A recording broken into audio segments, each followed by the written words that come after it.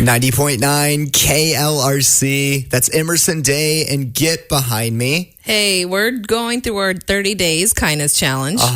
And today's assignment, which if you've signed up, you'll get that in an hour or so. But the assignment for today is think, drink. Think, drink. Yes. Okay, what could that mean? Make or bring your person a coffee or other favorite beverage that's on you. Okay. So, did you get a little special something today, Ross? You know what?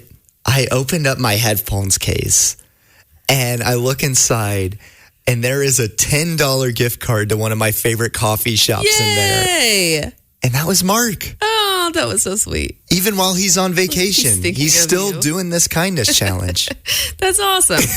Well, if you're still interested and would like to join the kindness challenge, it's not too late. You could do that by texting the word kind to 800-909-5572. And like we said, you'll get a text message every day to give you a small, simple assignment on how to show kindness to your person. And these last few days have been really good. I'm looking at, let's see, from, where was that? Oh, that was day 3. Offer encouragement and failure. Just going and knowing that every human makes mistakes, you know, and just putting yourself in a position where you're able to encourage your person. Yeah. Like I was able to do that. And I'm like, let's go. That's awesome. Yeah. So I'm definitely going to have to bring a drink to my person. And then just an FYI, here in about 20 minutes, we'll be hearing from Dr. Rosemary at the Center for Healthy Relationships. She stepped in a little earlier yesterday for us. And so we were able to record a conversation with her and her take on kindness. That's coming up in about 20 minutes. The KLRC Morning Show. 90.9 KLRC. It's Ross and Becky. Mark's out of town this morning. Becky, you talked to Dr. Rosemary yesterday, we did. right? Mark and I had her in yesterday, and so we were able to record her thoughts on what kindness means. Awesome. Let's hear it. So our good friend Dr. Rosemary from the Center for Healthy Relationships here at John Brown University joins us in the studio. Good morning. Good morning. Always great to be here with you. Yes, and I come from a family of 6. There's 6 of us siblings. Okay. And as you can imagine, we don't all get along super great. Welcome to the human race. Yeah. And so, I don't know, just curious to hear from you as we are in this kindness challenge. You know, is there an experience or maybe something that you could share with us that could really hit home for what kindness truly means? Yeah. Kindness has taken on a new perspective for me after, and particularly in the family relationship.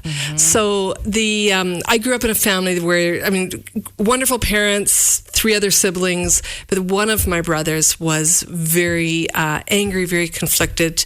And within the family, there was just a lot of conflict, a lot of emotional abuse from my brother towards me personally, but also the rest of the family. And that really culminated for me as I was in my early 30s at my father's funeral, and just kind of some of the things that happened around that occurrence, which really felt very unforgivable. And that at the same time, I was really trying to live into what does it look like as a follower of Christ to be somebody who is quick to forgive. But it was like he just kept making, like this brother kept making it hard, right? Like he kept doing stuff. Like I was really living out the 70 times 7 principle, because he just kept giving me things that I had to forgive him. We're going to start running out of the 70 times 7. Like we're getting short here, Lauren. There's no more holes to punch on the punch card. Exactly. Yeah, I'm almost ready for a free one at this point. There was one particular, it was a few days after Dad's funeral that something had happened. I was so angry, and there was a lot of emotion to it at this point. So things were boiling up all over the place. But I remember saying to my husband as we were driving, I'm like, how many times do I have to forgive this jerk? And I heard the words 70 times 7. And I just kind of quickly turned to my husband and said, oh, don't give me that 70 times 7 stuff. And he's like, I didn't say a word. Wow. I'm like, oh, I guess that was maybe the spirit. And at that moment, I realized if I was ever going to need forgiveness from God, which that happens on a daily basis, I would actually also needed to extend it. So I was in this place of wanting to continue to forgive. but struggling with it. And then the Spirit, I really believe was Spirit-led, prompted me to I want you to do an act of kindness to him. And that actually came out of, I'd been studying Genesis and the story of Joseph and his brothers and all that had happened there around, the hurt and the betrayal. And at the very end of Genesis, after the father has died, and now the brothers are really worried, what's he going to do to us, right? Joseph says, in a verse that we're probably all really familiar with, you intended to harm me, but God intended all this for good. So that is wonderful. That is a promise to hold on to. But then the very last verse of that section, this is Genesis 50, verse 21, says, so Joseph reassured them by speaking kindly to them. Wow. So it was like this forgiveness was followed by, and I think actually brought to fruition through kindness. And so I was mulling this over, and the Spirit prompted me to do something kind for this brother of mine. Very simple. Yeah. He was a farmer, single. It was harvest time, and the idea came: make him some muffins. Like, make him some of your banana chocolate chip muffins. Okay. And I will be honest, there was a thought that ran through my mind. I could lace those muffins with something that would not be good. Probably not the thought from the Spirit. No, that was not the Spirit. How to discern the Spirit? That was not. But instead, what I was prompted, that was kind of the reaction that was actually, no, put double chocolate chips in. So make them extra delicious, make them extra sweet, make them extra kind. So I did that. I didn't know how he was going to respond to it. Took them to him, and he just kind of said a gruff thanks, and that was it. To this day, I don't know how that impacted him. Because we're not in a relationship. We're estranged by his choice. But I know what it did to me. Wow. It changed my heart. It changed this perpetual, I got to forgive him every time a thought would come up. It's like, it's become a non-issue for me now. And I really believe forgiveness is an act of the will, but kindness is a fruit of the Spirit. Wow. And that when we actually act that out, there's something very significant in the spiritual realm that happens as a result of that. That is so good. I'm so curious. Sorry, Mark. Yeah. How long between the time that the seed was planted to bake the muffins did you have between the time you actually made them and delivered them? Yes. Like with double chocolate chips.